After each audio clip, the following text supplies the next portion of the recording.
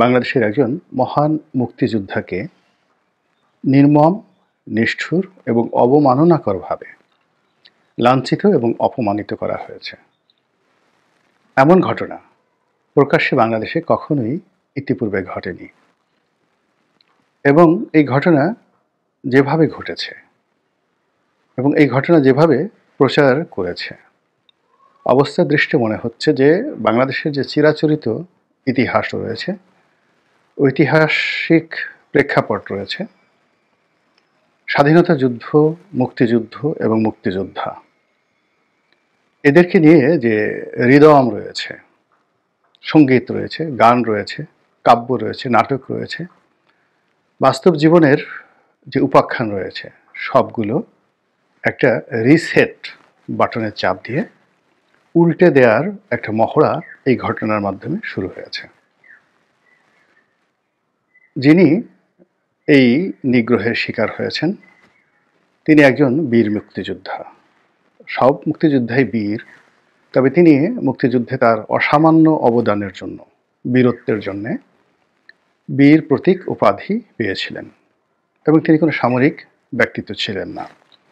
আমাদের দেশে যে ৭১ সালে মহান মুক্তিযুদ্ধ হয়েছে, সেই মহান মুক্তিযুদ্ধে যারা খেতাবপ্রাপ্ত হয়েছেন বেশিরভাগই সামরিক বাহিনীর কর্মকর্তা বা সদস্য। সাধারণ জনগণের মধ্য থেকে যারা উপাধি পেয়েছেন, সেটা বীর প্রতীক হোক বা বীর উত্তম হোক, বীরশ্রেষ্ঠ হয়নি কেউই, কিন্তু বীর উত্তম যেমন বঙ্গবীর কাদের সিদ্দিকী, এই সকল মানুষদের যুদ্ধক্ষেত্রে যে বীরত্ব অসামান্য বীরত্ব। তো যিনি নিগ্রহের শিকার হয়েছেন কুমিল্লার ১৪ গ্রাম এলাকার বীর মুক্তিযোদ্ধা কানু, কানু ভাই নামে তাকে সবাই চেনে। তো সেই ভদ্রলোককে একদল লোক, ১০ থেকে ১৫ জন লোক হঠাৎ করে রাস্তার মধ্যে তাকে আটকে প্রথমত তাকে চার্জ করা হয়েছে যে আপনি আর কখনো মুক্তিযোদ্ধা হিসেবে পরিচয় দিতে পারবেন না। একটা জিনিস শুনে আমার খুব ভালো লাগছে যে তারা আসলে তাকে শেষ অবধি আপনি আপনি করে কথা বলেছেন। তাকে তো ইচ্ছা করলে তুই তোকারি বলতে পারত বা আরও অনেক আজে বাজে ভাষায় গালাগাল দিতে পারতো। যেমন অনেককে আমরা বলি রাজাকারের বাচ্চা, আলবদরের বাচ্চা, তারপরে আরও অনেক। তো তদ্রূপ তাদেরকে বলতে পারতো যে মুক্তিযোদ্ধার বাচ্চা, এরকম আজে বাজে কথা বলতে পারতো। কিন্তু তারা দয়া করে ঠিক সেই মুক্তিযুদ্ধ বা মুক্তিযোদ্ধাকে ব্যঙ্গ করে মুক্তিযোদ্ধার বাচ্চা, নাতিপুতি এই সকল কথাবার্তা বলেনি। দ্বিতীয়ত তারা অতিশয় ভদ্র এবং সজ্জন ব্যক্তি। তারা ইচ্ছা করলে কিন্তু এই লোককে ধরে চড়থাপ্পড় মারতে পারত, তার চুলের মুঠি ধরে তার পশ্চাৎ দেশের উপর কয়েকটা লাথি মারতে পারত, তারপরে তার মুখে চুনকালি মাখতে পারত, তাকে ঝাড়ু পেটা করতে পারত, তাকে কান ধরে ওঠবোস করাতে পারত। এর কারণ হলো যে আমাদের এই অল্প কয়েকদিনে যে মব জাস্টিসগুলো হয়েছে, সেই মব জাস্টিসের ক্ষেত্রে আমরা দেখেছি যে এরকম অনেক ঘটনা ঘটেছে। তো এখন তাকে সেই চল থাপ্পড়, কিল ঘুষি এগুলো মারতে পারতো, কান ধরে উঠবোস করাতে পারতো, এরকম আরও অনেক কিছু। এমনকি যদি তারা বলতো যে আপনি কি মুসলমান, আপনার কি মুসলমানই হয়েছে, আপনার লুঙ্গি উঠান, বা উনি যদি পাজামা বা প্যান্ট পরা থাকেন তাকে উলঙ্গ করে ১৯৭১ সনে যেভাবে পাক হানাদাররা আমাদের দেশের নাগরিকদের সুন্নতে খতনা আছে কি না, এইরকম সুন্নতে খতনার উপরে তাদের জীবন নির্ভর করত। হিন্দুরা তো কখনো সুন্নতে খতনা দেয় না।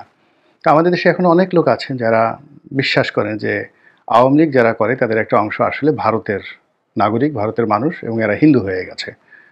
এদের অনেকের হয়তো আওয়ামী লীগ করে, কিন্তু এদের সুন্নতে খতনা তারা করেনি।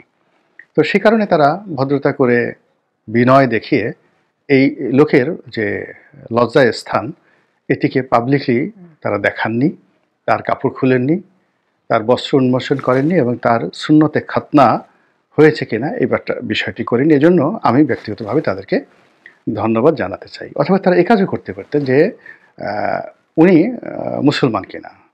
তো মুসলমান যদি হন তাহলে আজান দিতে বলতে পারতেন যে আপনি আজান দেন, এবং উনি দিতে বাধ্য হতেন। তারপরে তারা ২-৪টে সূরা ছানা, তসবিহ তাহলিলের ব্যাপারে তাকে জিজ্ঞাসাবাদ করতে পারতেন।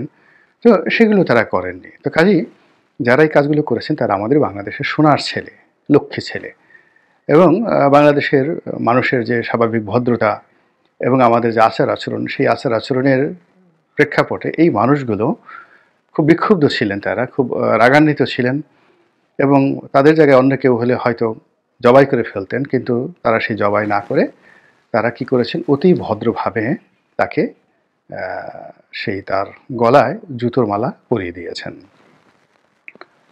তো জুতোর মালা পরিয়েছেন, এখন আমরা জানি না যে এই তার যে মালা, এই মালাতে কতটি জুতো ছিল, কতটি স্যান্ডেল ছিল, আর এই জুতোর মালার মধ্যে মহিলাদের কোনো স্যান্ডেল ছিল কিনা, আর এই মালা যে তারা গ্রন্থন করেছেন, মালাটা গেঁথেছেন, সেটা দড়ি কি ছিল, এটা কি প্লাস্টিকের দড়ি ছিল নাকি পাটের দড়ি ছিল?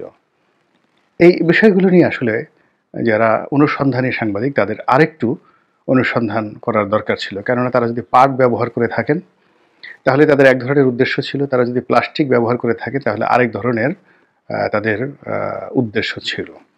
তো এই বিষয়গুলো নিয়ে আপনি যতই ঠাট্টা করার চেষ্টা করেন, মশকরা করার চেষ্টা করেন, এগুলোর সঙ্গে অনেক গুরুত্বপূর্ণ যাকে বলা হয় মনস্তাত্ত্বিক বিষয় জড়িত রয়েছে। যে স্বাধীনতার এত বছর পরে কেন একজন মুক্তিযোদ্ধার নাম শুনলে তাদের মাথা খারাপ হয়ে যাচ্ছে, কেন মুক্তিযুদ্ধর কথা শুনলে তাদের সারা শরীরের মধ্যে অ্যালার্জি চলে আসছে, তারা কেন একজন মুক্তিযোদ্ধাকে অপমান করার জন্য ঐক্যবদ্ধ হতে চাচ্ছে, তাদের উদ্দেশ্যটা কি, এই বিষয়গুলো মীমাংসা করার দরকার আছে। কারণ হলো এদের সংখ্যা একজন দুইজন নয়, লক্ষ লক্ষ মানুষ। তো লক্ষ লক্ষ মানুষ যদি এভাবে রাস্তায় ঘাটে, যারা খেতাবপ্রাপ্ত মুক্তিযোদ্ধা রয়েছেন, যে ধরুন যে ভদ্রলোক মিস্টার কানু, তিনি তার এলাকাতে হয়তো বিতর্কিত, হয়তো তার বিরুদ্ধে মামলা আছে, তিনি ব্যবহারও তার হয়তো ভালো নয়, ফলে তার যে অ্যাঙ্গার, তার বিরুদ্ধে যে অ্যাঙ্গার, সেই অ্যাঙ্গারের একটা লিমিটেশন হলো ওই এলাকাতে।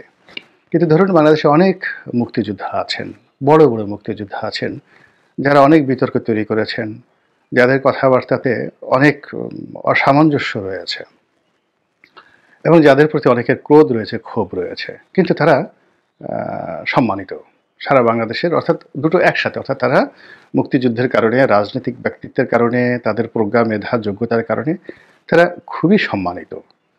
কিন্তু একই সঙ্গে আবার তাদের কর্মকাণ্ডের জন্য তারা কিন্তু মারাত্মকভাবে বিতর্কিত। তো এইরকম অনেক কিংবদন্তি মুক্তিযোদ্ধা কিন্তু জীবিত আছে। তো ঢাকা শহরে ধরে তাদের কাউকে যদি এইরকম করা হয়, এরকমভাবে অপমান করা হয় যেভাবে কানু সাহেবকে করা হয়েছে, তাহলে আপনি কি বলবেন? আপনি কি বলবেন যে এটা অসম্ভব বিষয়, বা ঠিকই করেছে, বা এটা করা ঠিক হয়নি? এর কারণ হলো কচু গাছ কাটতে কাটতে মানুষ কিন্তু ডাকাত হয়ে যায় ধীরে ধীরে। এই যে একটা কাজ করা হলো, এই কাজে তাদের যে সফলতা, সেই সফলতার বিনিময়ে তারা যদি আগামী দিনে কর্নেল উসমানী, মেজর জেনারেল নয়, ঠিক জেনারেল উসমানী